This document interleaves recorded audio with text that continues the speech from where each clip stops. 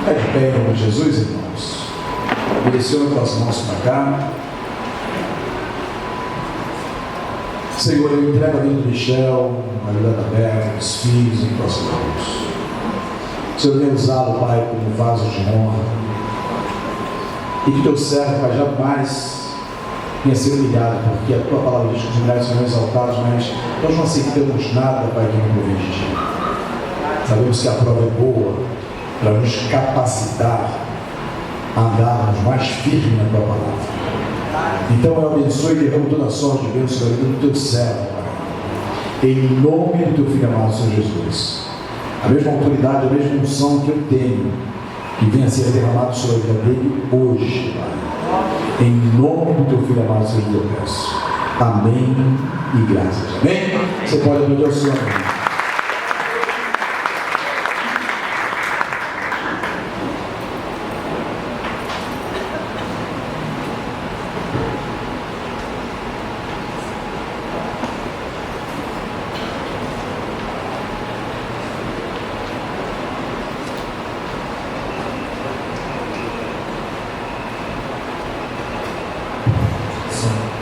Pode ser, amém? Amém. Só vou esclarecer aqui o que o pastor falou, que ele falou que eu tentei fugir ontem, né? Na verdade eu não tentei fugir, eu não fujo da obra de Deus, né? Que às vezes as situações, ela nos deixam, as situações do dia a dia, elas nos deixam um pouco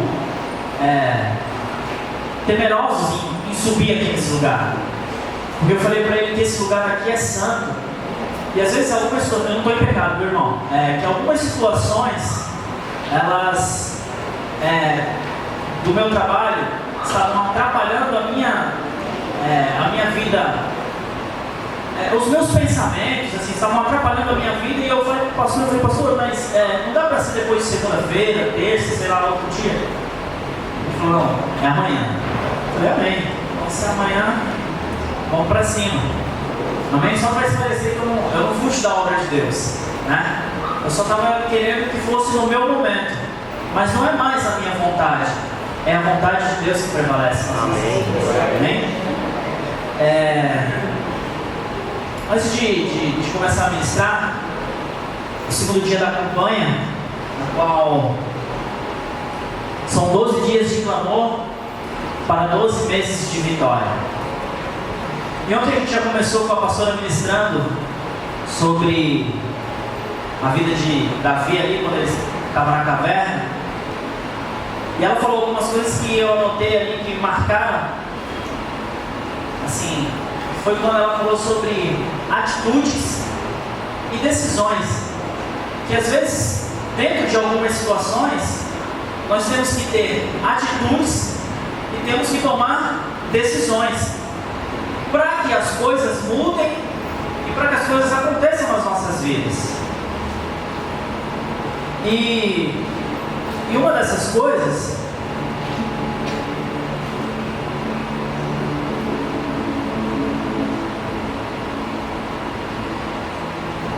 que é a decisão, é algo muito sério. Porque se não tiver decisão, se não tiver atitude, não tem mudança. Vai entrar ano e sair ano, e a vida vai ser do mesmo jeito.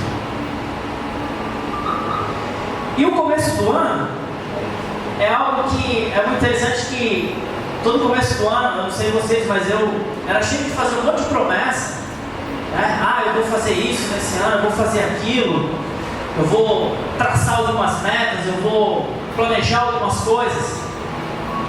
Sempre no começo do ano era assim. Era só eu ou não? Tem mais gente aqui que faz isso ou não? Amém? Só que às vezes no decorrer do ano, eu parava de fazer essas coisas. Eu desistia dessas coisas. Por quê? Me faltava atitude. Legal que o Hugo falou para mim ontem, que o Hugo também, que os jovens da igreja, os adolescentes, eles estão com um propósito em ler toda a Bíblia nesse ano de 2015. Bênção de Deus. Mas muitos pode ter certeza que vão desistir. Mas aqueles que tiverem atitude e que tomaram uma decisão, esses vão vencer, esses vão conseguir. E na nossa vida cristã não é diferente. Eu queria que para poder, eu queria mostrar um vídeo para vocês de uma música do Paulo César Baruch, que ele lançou em 2012, no final do ano de 2012 para 2013, e ela sempre aparece no final do ano. Pode soltar ele, por favor? Presta atenção na letra.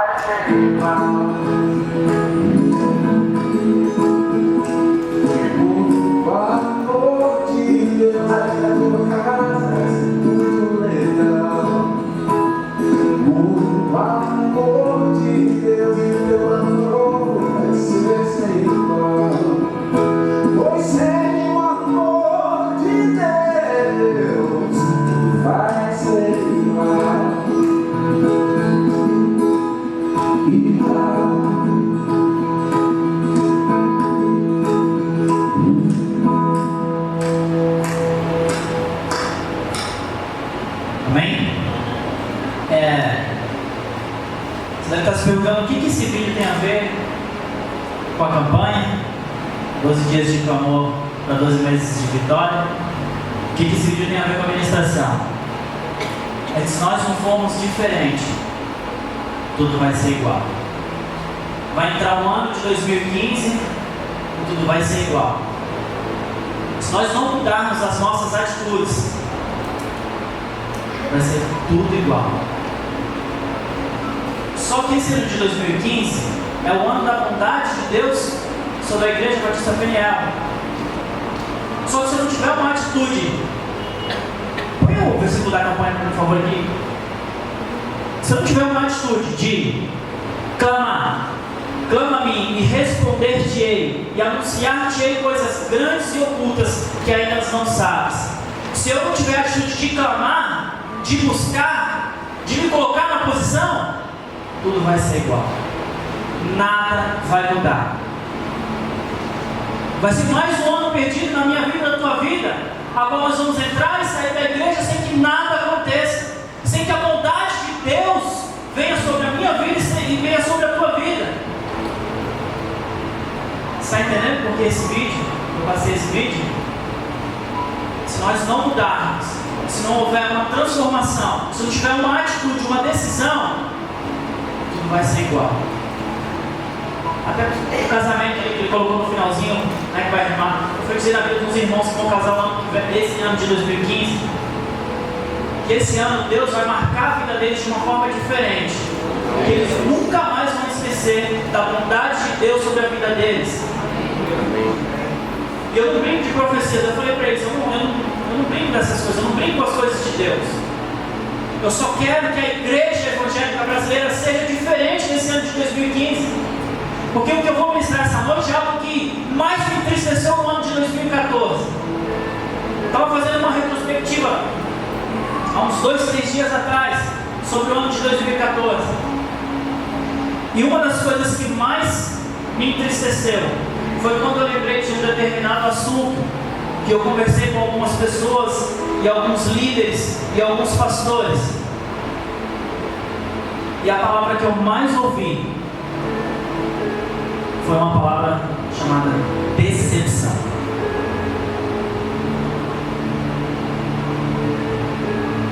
Eu não estou falando só da igreja Peniel do Guaibê, eu estou falando da igreja evangélica em geral, porque eu tenho muitos amigos pastores e líderes, tanto aqui no Guarujá quanto em São Paulo.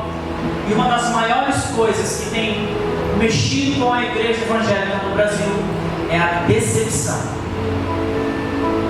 A decepção com líderes, com membros, com pastores.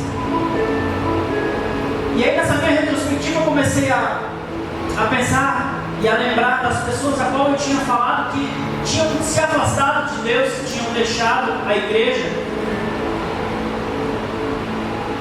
E aí, dessa porcentagem de pessoas que eram grandes, falavam para mim assim: eu saí da igreja porque eu me decepcionei com o irmão fulano de tal.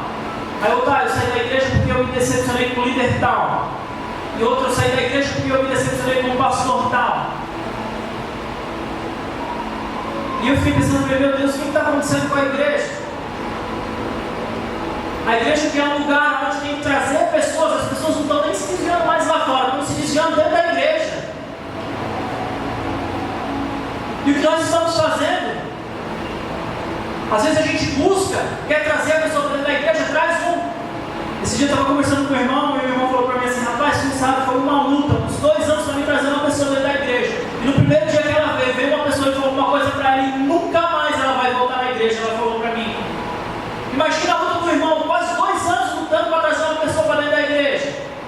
E por causa de uma palavra, essa pessoa falou que não vem mais e não vai mais em nenhuma igreja evangélica. É triste, irmãos, ouvir isso. Porque o Brasil, ele é um dos países a qual mais se convertem pessoas ao Evangelho. Mas ele também é o país a qual mais desviam pessoas do Evangelho. E quando eu vi essa notícia, eu imaginei que o nosso país ele era como se fosse um canudo, um túnel, onde as pessoas entram e saem. E a igreja evangélica não pode ser assim. Ela tem que ser um lugar onde as pessoas venham permanecer, onde as pessoas vejam a glória de Deus, onde as pessoas sejam transformadas. Mas as pessoas estão entrando e saindo como se a igreja evangélica fosse algo horroroso. E uma das coisas que mais me entristeceu é que a maioria das situações, claro que muitas dessas pessoas, algumas delas, pegaram esse gancho da decepção para sair da igreja mesmo, porque não querem compromisso com Deus. Mas uma boa parte, eu sei que são pessoas que tinham caráter, que eram idôneas, mas que se decepcionaram com a igreja. Nessa campanha dos 12 dias de clamor para 12 dias de vitória, eu tenho certeza que Deus pode mudar essa história. Alguns meses atrás, eu tenho vergonha de falar isso, o pastor sabe disso. Eu fui conversar com ele no gabinete e falei para ele assim: pastor, eu estou orando para sair da igreja. Tinha algumas coisas que estavam me deixando triste, não só dentro da igreja Peniel Guaibê, mas na igreja em geral. Eu falei para ele, pastor, eu estou orando, mas a minha esposa ela me falou que uma das minhas maiores virtudes é a obediência.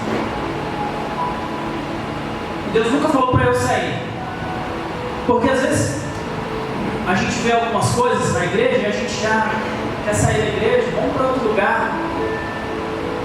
Mas se você for para outro lugar, vai acontecer a mesma coisa. E o que eu aprendi com isso? Eu comecei a orar e eu lembrei de uma conversa que eu tive com o pastor há muitos anos atrás, 10, 12 anos atrás, a qual ele falou para mim que às vezes quando Deus mostra algumas coisas para a gente dentro da igreja, é para a gente lutar pelaquilo. Porque sair é muito fácil e deixar o problema dentro da igreja, deixar o problema de excluir a igreja evangélica. Mas como homem de Deus, a gente tem, como homens e mulheres de Deus, nós temos que lutar contra essas coisas. Nós temos que buscar uma solução para isso. Eu sei que é muito difícil, não é fácil. Porque isso envolve pessoas. Mas eu quero te dizer uma coisa, querido. Eu acredito no Deus que pode mudar qualquer situação. E eu estou buscando pela minha igreja e pela igreja brasileira. Eu tenho feito campanhas no monte, eu tenho feito campanhas na minha casa, a qual eu quero ver uma igreja restaurada. Eu quero ver uma igreja santa. Depois vocês vão entender por que eu estou fazendo isso. Eu vou contar um testemunho no decorrer da mensagem que não é para te pôr medo, não, mas é para te colocar na posição de homem e mulher de Deus. E aí eu vendo essa situação de decepções. A decepção é algo muito triste, porque ela nunca vem de quem está distante da gente. Ela só vem de quem está próximo. Ela só vem de quem a gente conhece. Porque às vezes se uma pessoa que já está longe de decepção, você não tem. Está longe, isso vai passar. Mas as decepções elas só vêm de quem está próximo da gente. E essas decepções que acontecem dentro da igreja, é isso que magoa as pessoas. Tem um ditado popular aí, um ditado do mundo que diz que palavras ditas é pior do que tapa na cara. Porque palavras machucam. E a igreja, que era um lugar onde que tinha que sarar, cuidar e restaurar pessoas, está machucando, judiando, maltratando. E essas decepções, elas prendem a gente. Elas acorrentam, porque eu lembro que eu tive uma decepção logo no começo que eu me converti. Eu comecei a andar com um pastor, e eu sempre achei que ele era uma bênção, um grande homem de Deus. Até então era.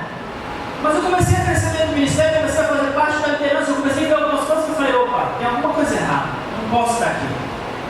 Eu falei com a minha esposa, isso aqui não é o meu lugar. Porque eu vi que ele estava machucando pessoas, maltratando pessoas. E aquilo estava me deixando tão mal que eu não tinha mais coragem de ir para a igreja. Eu chegava na igreja e falava, caramba, pastor, e eu queria fugir. E aquilo estava me distanciando de Deus. Eu não sei se contigo já aconteceu isso, que as decepções, elas nos acorrentam de uma forma que pode nos afastar de Deus. Mas eu quero te dizer uma coisa, querido, que existe uma pessoa que ela nunca vai te decepcionar, que é Jesus Cristo de Nazaré. É esse Jesus que vai fazer com que eu e você viva o tema desse ano, que é a bondade de Deus sobre as nossas vidas. A maior bondade de Deus nas nossas vidas, ela já veio por Jesus, que é a salvação. Mas no ano de 2015, o tema simbólico da PNL é a bondade de Deus sobre as nossas vidas. Então muito mais coisas vão acontecer nas nossas vidas, desde o momento em que nós viemos nos posicionar para viver essas coisas com Deus.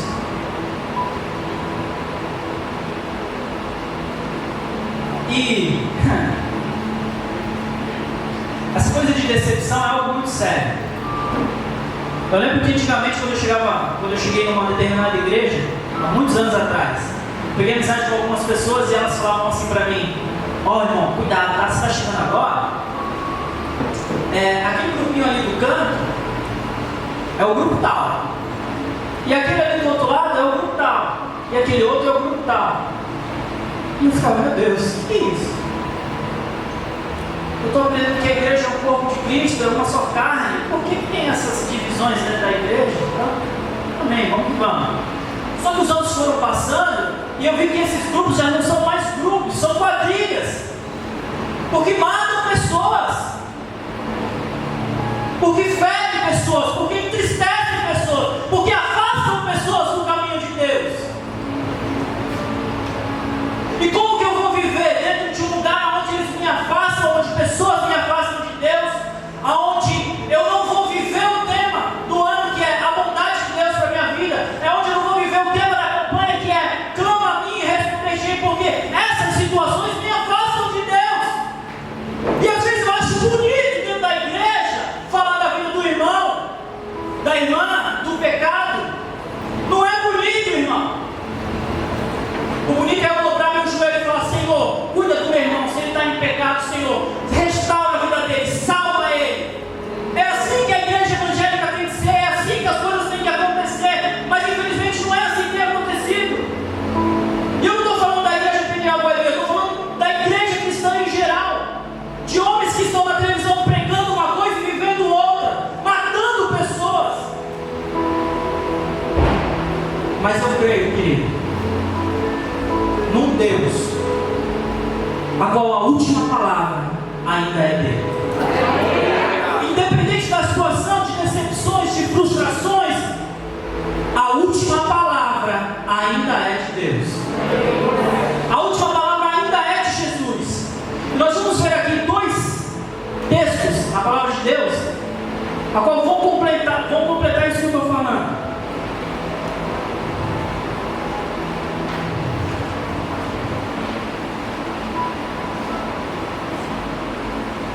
Eu falei que é difícil acabar com essas coisas dentro da igreja. Sabe por quê? Porque eu já aconselhei pessoas vieram falar comigo: ah, eu vou fazer alguma coisa, e eu falei: não faz não. Mas não. Isso aqui vai trazer consequências para a tua vida.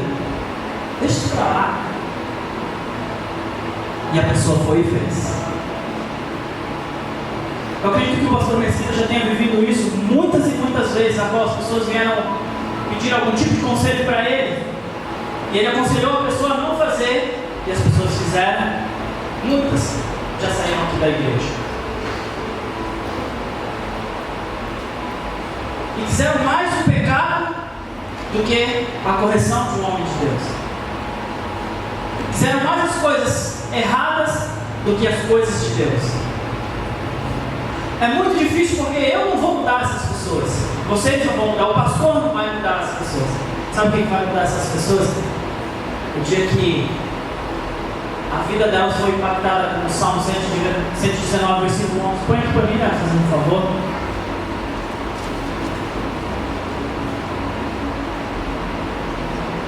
Porque nós, como pessoas, nós não podemos mudar pessoas. Olha o que pode mudar pessoas aqui, ó. Escondi a tua palavra no meu coração, para eu não pecar contra ti. É a única forma que as pessoas podem deixar de fazer certas coisas, é assim, ó, é escondendo a palavra de Deus no coração, para não pecar contra Deus nem contra os irmãos. Porque não adianta eu falar, o pastor pregar, outro pregar, outro falar, que se a pessoa não quiser, não vai mudar nada. Vai continuar do mesmo jeito e tudo vai ser igual.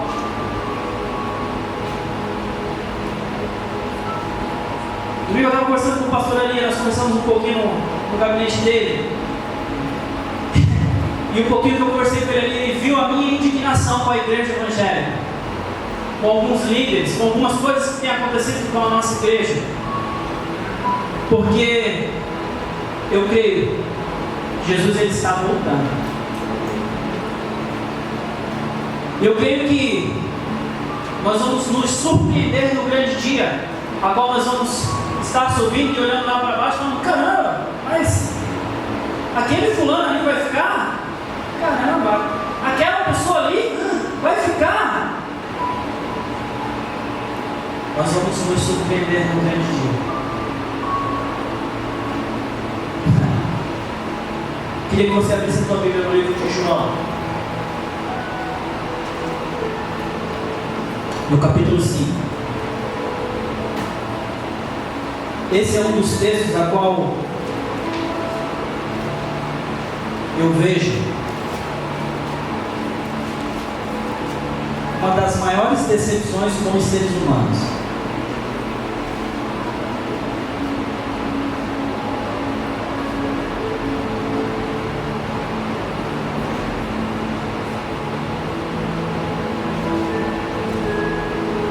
João capítulo 5, a partir do versículo 1,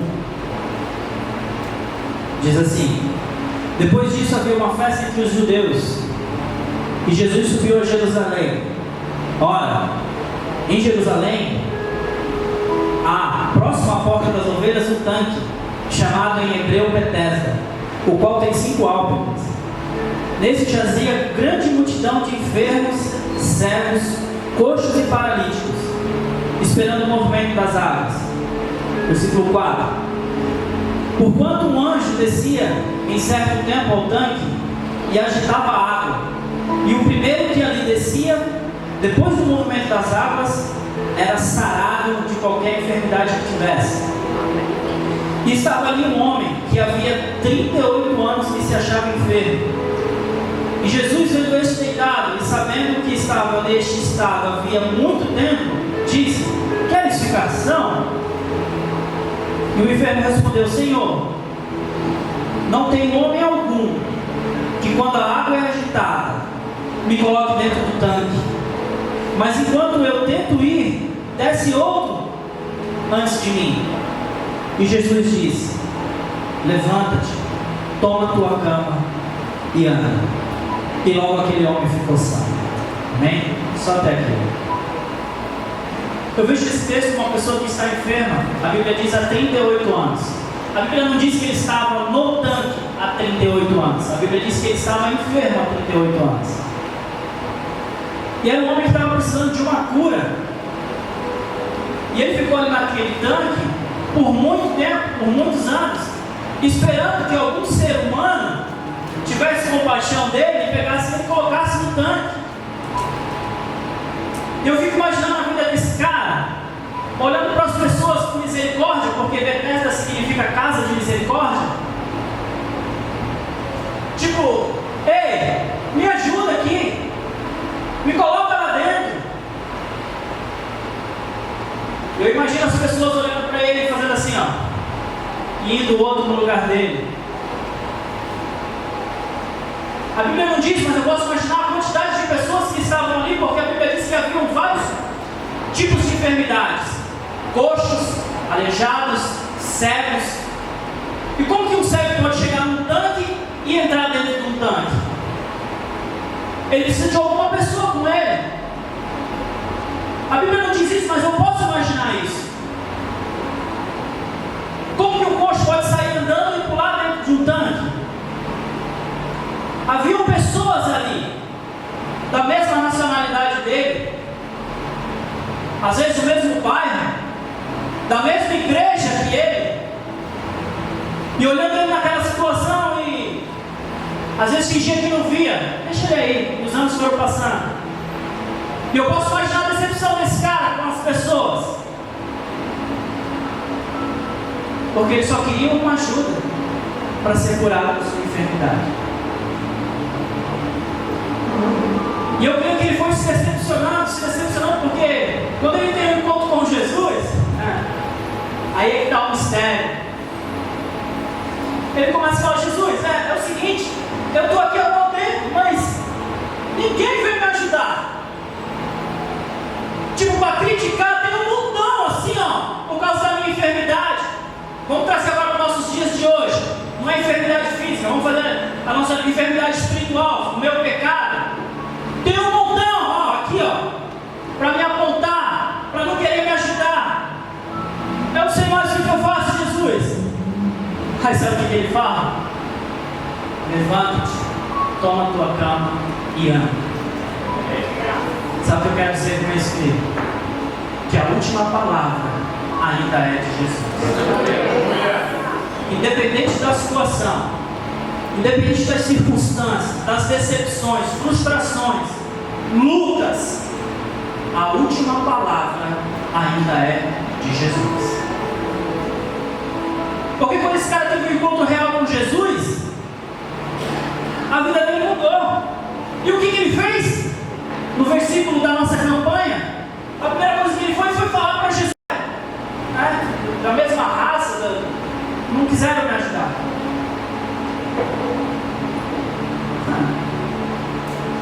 Jesus olha para ele e fala assim: toma a tua caminhada. Sabe por quê? Porque Ele é Deus. É muito fácil a gente criticar pessoas quando elas estão enfermas, doentes. O mais difícil é fazer isso que Jesus fez. Vem cá, pega na mão e faz andar essa pessoa, faz ela caminhar com Cristo, porque não dá mais tempo de ficar doente. O pastor falou assim, quando ele estava ministrando assim, que ele pediu para que eu ministrasse, e eu pedi para ele que fosse um pouquinho mais na frente, porque eu precisava resolver algumas coisas, e ele falou: não dá mais tempo. Realmente não dá mais tempo. Não dá mais tempo da gente ficar magoado, frustrado. Não dá mais tempo. Nós temos que caminhar, nós temos que andar com Jesus, nós temos que viver o ano da bondade de Deus, nós temos que clamar para viver a bondade de Deus nas nossas vidas. Não dá tempo mais de ficar parado, frustrado, decepcionado com situações. Nós temos que olhar para frente, para o alto e caminhar. Paulo tem um texto em 2 Timóteo, se não me engano, no capítulo 4, ao qual Paulo ele tem algumas decepções com algumas pessoas que caminham com ele, e ele manda um recado assim, fala assim: ó, traz Marco para mim, porque alguns que andavam comigo amaram mais as coisas do mundo do que as minhas coisas, do que as coisas de Deus. Paulo teve muitas decepções com pessoas, mas em nenhum momento ele pensou em parar, ele pensou em desistir, porque ele sabia quem tinha chamado ele. Ele sabia qual era esse Jesus a qual ele pregava, a qual ele padecia, a qual ele sofria, a qual tinha mudado a sua história. Porque às vezes nós estamos na igreja e a nossa história não mudou, a nossa vida não mudou. E é um engano, porque a minha Bíblia ela me mostra aonde Jesus passou, aonde ele caminhou. Pessoas foram restauradas, libertas, curadas, salvas. E se eu não consigo ser assim, tem alguma coisa errada. Eu ainda não tive um encontro com Jesus. E como que eu vou viver um ano da bondade de Deus se eu continuo vivendo as coisas que não são de Deus? Como que eu vou clamar e Deus vai me responder se eu não estou caminhando com Deus? Fica muito difícil. Mas eu quero te dizer uma coisa, que não dá mais tempo. Eu estou falando sobre isso, sobre decepções, sobre desilusões dentro da igreja evangélica, porque não dá mais tempo. Eu quero que você entenda que você tem que se fortalecer a cada dia mais, que você tem que se posicionar a cada dia mais, que você tem que caminhar a cada dia mais com Jesus, porque não dá mais tempo. Jesus está às portas. Não dá mais para brincar com essas coisas. Ah, eu me decepcionou de sair da igreja por causa do fulano de tal. Não dá, não faça isso, porque quem vai sair perdendo é você. Tem um texto que diz lá em Apocalipse, no finalzinho: aquele que é injusto, faça mais injustiça. Aquele que está em pecado, continue pecando. Mas aquele que é santo, se santifique cada dia mais. Aquele que é puro, se purifique mais. Porque a Bíblia diz que só os santos verão o Senhor. Se a gente acha que de qualquer jeito a gente vai subir, não vai subir não.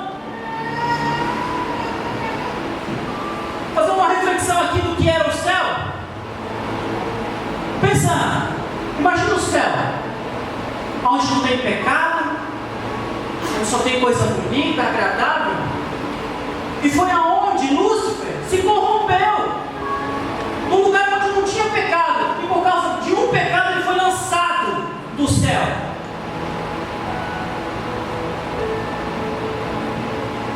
Cuidado, não perca o seu tempo em coisas que não edificam, porque o fim está próximo. Eu creio que não vai demorar muito para que o pai fale assim para o filho: ei, vai lá, busca a minha igreja. Já deu. É um tempo a qual eles têm que viver a vida eterna aqui do meu lado. Por causa de situações, pessoas vão perder a eternidade. Tem uma história de alguns lavradores alguns fazendeiros, todos eles crentes. E aí eles se reuniram, depois das suas colheitas, cada um pegou as suas carroças e encheu os seus legumes, as suas verduras, com os seus animais. E eles pegaram uma estradinha de terra e foram até uma cidade vender as suas coisas. E ali pelo caminho eles falaram das coisas de Deus, das maravilhas que Deus tinha feito, porque a colheita tinha sido muito boa, as carroças estavam cheias, e eles estavam indo para a cidade vender aquilo. Só que chegando no meio do caminho, uma das carroças quebrou. E aí todos eles pararam e falaram: e agora? Quebrou, não dá para me pegar as suas coisas e botar na minha carroça, foi um cara. E aí ficou aquela discussão: e agora? E agora? Aí eles tomaram uma decisão, falaram assim: ó, infelizmente nós vamos ter que te deixar, porque senão as nossas coisas vão estragar e nós não vamos conseguir vender na cidade.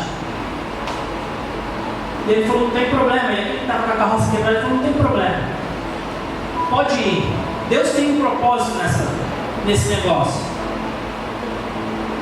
Mas aí eles falaram: não, mas Deus fala que a gente tem que se esforçar, você tem que buscar arrumar a sua carroça para que você leve as coisas para a cidade. Ele falou: fique em paz, vai lá, vende as coisas de vocês, eu vou ficar aqui, porque eu sei que Deus tem um propósito nisso aqui. E aí os outros amigos pegaram as suas carroças e foram. E ele ficou sentado na estradinha ali estreita, e ele falou: agora eu vou orar. E ele começou a orar a Deus e falou: Senhor, eu não sei o que eu tenho, eu não sei qual é o teu propósito nisso tudo, mas eu sei, tu não vai deixar que toda a minha colheita se estrague aqui. E antes dele acabar a oração, ele ouviu o barulho de um carro, de um caminhãozinho vindo. E naquela estrada dificilmente passava um automóvel, porque era uma estrada estreita. E aí passou um caminhoneiro e olhou para ele, viu ele naquela situação e falou: pô, cara, você está precisando de ajuda? Ele falou: rapaz, eu estou. As minhas coisas vão estragar aqui, se eu não for para a cidade vender, elas vão estragar. Aí o caminhoneiro falou para ele assim: cara, eu estou indo para a cidade comprar isso aí que você está vendendo. E aí eles começaram a negociar e o caminhoneiro pegou as coisas, discutiu, comprou, ainda colocou a carroça dele e deixou ele na fazenda dele.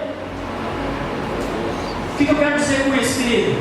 Independente da situação, a última palavra ainda é de Deus.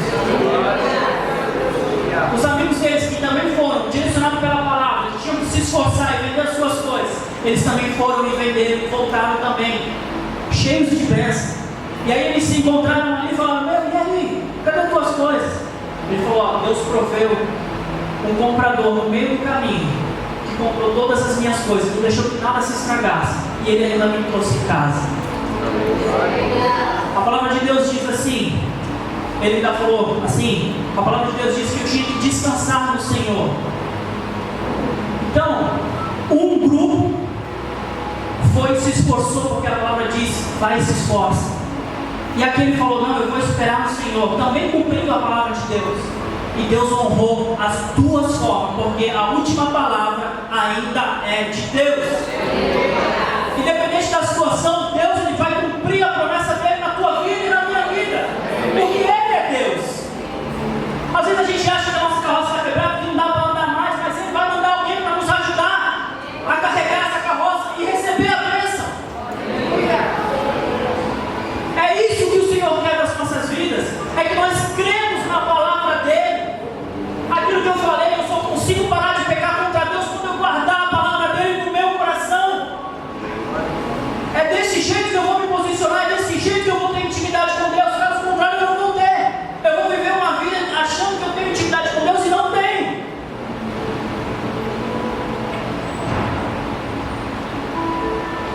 Abre tua Bíblia em João, capítulo 11.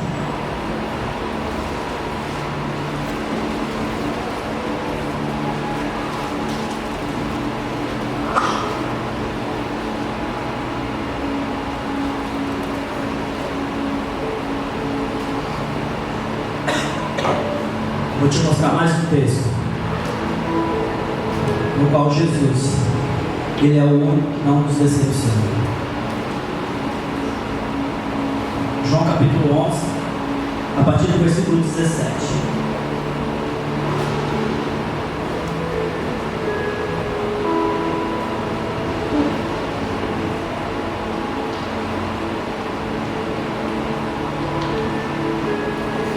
Esse texto fala da ressurreição de Lázaro. Nós vamos ler alguns versículos para que a gente entenda a história e entenda o que eu quero dizer. Versículo 17 do capítulo 11 diz assim: chegando, pois, Jesus, achou que já havia 4 dias que ele estava na sepultura. Ora, Betânia tinha uma distância de Jerusalém de quase 15 estádios. E muitos dos judeus tinham ido consolar Marta e Maria acerca de seu irmão Lázaro que tinha falecido. Ouvindo, pois, Marta que Jesus vinha, saiu-lhe ao encontro. Maria, porém, ficou sentada em casa. Versículo 21. Disse, pois, Marta a Jesus: Senhor, se tu estivesse aqui, o meu irmão não teria morrido. Esse versículo me mostra que essa moça estava decepcionada, porque ela tinha certeza de que se Jesus estivesse ali, o irmão dela não teria morrido. E ela se decepcionou porque ele morreu. E ela chegou para Jesus e falou: poxa, se estivesse aqui, ele não teria morrido, mas agora não dá mais, você vacilou. Era para você estar aqui, você não estava aqui. Você me decepcionou. Versículo 22. Mas também agora sei que tudo quanto pedires a Deus, Deus o concederá. Disse-lhe Jesus: teu irmão há de ressuscitar. E disse-lhe Marta: eu sei que há de ressuscitar na ressurreição dos mortos no último dia. E disse-lhe Jesus: eu sou a ressurreição e a vida. Quem crê em mim, ainda que esteja morto, viverá. E todo aquele que vive e crê em mim nunca morrerá. Crê tu nisso? E disse-lhe ela: sim, Senhor, eu creio que tu és o Cristo, o Filho de Deus, que havia de vir ao mundo. E dito isso, partiu e chamou em segredo a Maria, sua irmã, dizendo: o mestre está aqui e te chama. Versículo 29 diz: e ela, ouvindo isso, levantou-se logo e foi ter com ele. Ainda Jesus não tinha chegado à aldeia, mas estava no lugar aonde Marta o encontrara. Versículo 31. Vendo, pois, os judeus que estavam com ela em casa e a consolavam, porque Maria estava apressadamente, e consolavam, que Maria apressadamente se levantava e saía, seguindo-a dizendo: vai ao sepulcro para chorar ali. Versículo 32. Tendo, pois, Maria chegado aonde Jesus estava, e vendo, lançou os seus pés, dizendo-lhe: Senhor, se tu estivesses aqui, o meu irmão não teria morrido. Mais uma vez, a outra irmã agora se decepcionou com Jesus. Versículo 33. Jesus, pois quando a viu chorar, e também chorando os judeus que com ela ali estavam, moveu-se de muita compaixão em seu espírito e se perturbou. E disse: aonde o pusestes? E disseram: Senhor, vem ver. Versículo 35 diz: e Jesus chorou. Disseram, pois, os judeus: veja como o amavam. E alguns deles disseram: não podia ele, que abriu os olhos do cego, fazer também com que este não morresse? Jesus, pois, movendo outra vez em si mesmo, foi ao sepulcro. E era uma caverna, e tinha uma pedra posta sobre ela. E disse Jesus: tirem a pedra. E aí Marta chegou até Jesus, a irmã do defunto, e disse: mas Senhor, já cheira mal, porque já é de 4 dias. E disse-lhe Jesus: não te hei dito que se creres, verás a glória de Deus? Tiraram, pois, a pedra. E Jesus, levantando os olhos para o céu, disse: Pai, graças te dou por haveres ouvido. Eu bem sei que sempre me ouves, mas eu disse isso por causa da multidão que está ao redor, para que creiam que tu me enviaste. E tendo dito isso, com grande voz clamou e disse: Lázaro, vem para fora. E o defunto saiu, tendo as suas mãos e os pés ligados com faixas, e o seu rosto envolto com lenço. E disse-lhe Jesus: desamarre e deixe ir. Amém? Era uma decepção aqui maior, que era uma decepção de morte, a qual elas achavam que aquela morte já não tinha mais jeito. Mas foi aquilo que eu disse no começo: a última palavra ainda é de Jesus. Às vezes nós vemos os nossos irmãos aqui mortos espiritualmente, e ao invés de fazermos o que Jesus fez, que foi clamar, que foi se colocar diante do Pai, para tentar ressuscitar a vida do irmão, para que ele venha para o céu comigo, às vezes nós não fazemos isso. Mas eu quero te dizer uma coisa essa noite: esse ano de 2015, a tua vida e a minha vida vai mudar, porque nós vamos ter atitudes diferentes, nós vamos tomar decisões diferentes, para que nós venhamos viver a bondade de Deus, como essas duas mulheres viveram, como Lázaro viveu a ressurreição, porque isso é pura bondade de Deus sobre as nossas vidas. É isso que o Senhor quer de nossas vidas. Que essas decepções não nos afastem mais de Deus, não nos entristeçam mais, porque não dá mais tempo de ficar chorando pelos cantos. É tempo de caminhar, é tempo de marchar, é tempo de andar com Deus, é tempo de fazer a obra de Deus, é tempo de resgatar pessoas, é tempo da igreja ir lá fora buscar as pessoas. É um novo tempo. Esse ano de 2015 vai ser um ano diferente para a igreja evangélica brasileira, porque eu creio nisso, eu tenho buscado por isso. Eu fiz uma campanha no monte para que isso aconteça, e eu creio. Qual foi o Deus que eu fui buscar lá para que isso aconteça? E eu vou viver isso na minha igreja também. E eu vou ver isso na igreja evangélica brasileira também. Uma igreja diferente, a qual volte ao primeiro amor, a qual queira restaurar vidas, buscar vidas, cuidar de vidas. É isso foi para isso que Jesus veio.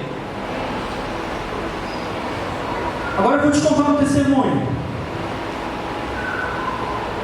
Por causa disso tudo que eu estou falando para vocês, que não dá tempo mais de eu ficar chateado com as coisas que falam para mim, ou por trás de mim, ou pelas costas, ou pela frente, não dá mais. Eu tenho que caminhar, eu tenho que continuar. Existem pessoas que precisam de mim, existem pessoas que precisam de você. Comentei isso com o pastor dentro do gabinete dele domingo. Estava conversando com um pastor amigo meu há uns 10 dias atrás. E ali a gente estava falando das coisas de Deus, ele me contando as coisas que estavam acontecendo na igreja dele. O que ele mais me falou foi sobre essa palavra, decepção. Só que no meio dessa conversa ele falou uma coisa que mudou a minha vida. E eu vou falar isso para vocês, porque eu quero que mude a vida de vocês. No meio da conversa ele falou assim: sabe o que me alegra, irmão? É que essa semana eu estava conversando com uma pessoa de uma determinada igreja. Nessa igreja se manifestou um demônio. Nessa igreja, os líderes eles têm o hábito de fazer algumas perguntas ao demônio. E ele falou que o líder chegou para esse demônio e perguntou assim: por que você está aqui? Por que você está fazendo isso com essa pessoa? E ele falou assim: porque agora nós temos pressa em destruir as pessoas. Mais um indício de que é os últimos tempos. Se até os demônios estão com pressa de destruir as vidas das pessoas, olha aonde nós estamos. E ele fez mais uma pergunta: mas por que vocês têm pressa de destruir a vida dessa pessoa? Segura aí, irmão. E o demônio disse assim: porque ele já se levantou do trono.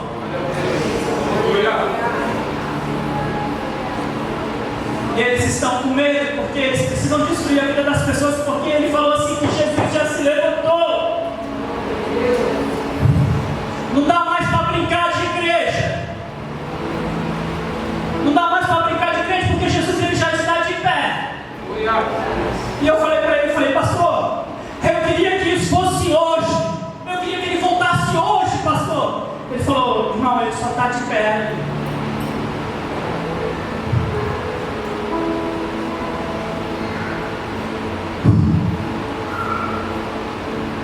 Sabe, querido, eu tinha um hábito quando eu ia buscar o Senhor nas minhas adorações, nas minhas orações, através de alguns textos bíblicos, era automático, a minha mente já imaginava o trono de Deus. Em qualquer lugar que eu estivesse orando ou louvando, era automático, a minha mente já imaginava o trono de Deus. Baseado em alguns textos bíblicos, um deles é o livro de Isaías, no capítulo 6, que ele tem a visão do trono, e de um livro que eu li chamado 90 Minutos no Céu, de um pastor, que ele fala algumas coisas sobre o céu, sobre o trono de Deus. E era automático eu entrar na presença de Deus e a minha mente automaticamente já imaginar o trono. Eu via Deus, o seu trono, e via Jesus à sua destra sentado. Depois que esse pastor me falou isso, a minha mente já não consegue mais imaginar isso. Eu já consigo imaginar Deus sentado e Jesus já de pé olhando para ele assim e falando: é agora? Eu já estou imaginando isso, Jesus de pé só olhando o Pai fala assim: é agora, vai lá e busca o meu povo.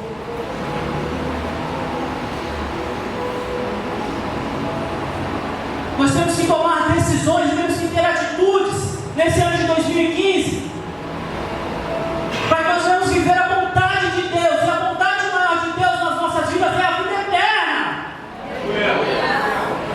E Jesus ele já está de pé, só esperando a ordem do Pai, falar assim: vai lá e traz, pega, busca a minha igreja, traz ela para mim. E às vezes a gente deixa situações nos afastarem de Deus.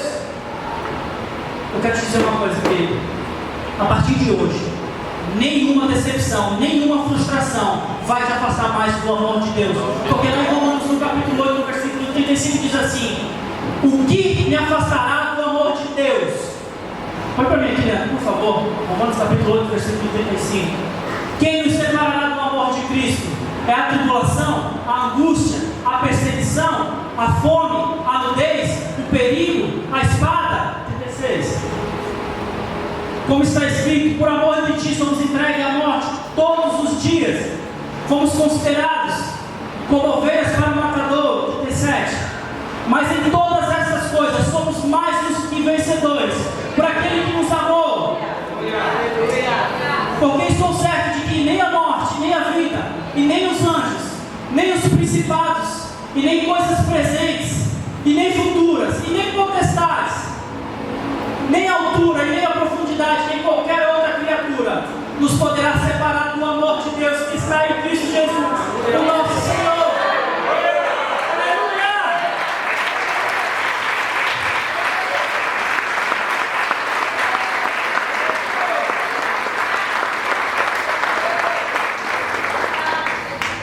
Quero que você tome isso para a tua vida como algo profético. Que esse ano de 2015 nada vai te separar do amor de Deus. Nada vai te separar da vontade de Deus. Eu creio que esse ano de 2015 vai ter tanto testemunho aqui que a gente vai fazer um culto de uma semana dos testemunhos que essa igreja vai dar. Eu quero fazer um desafio. Quero que vocês coloquem de pé. Deixa eu chamar o louvor aqui.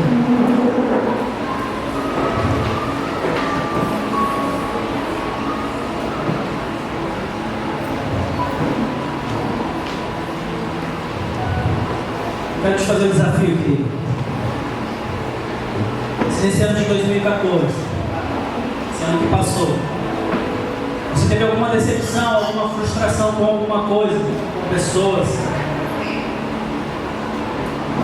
quero que você venha aqui na frente. Eu não quero expor ninguém.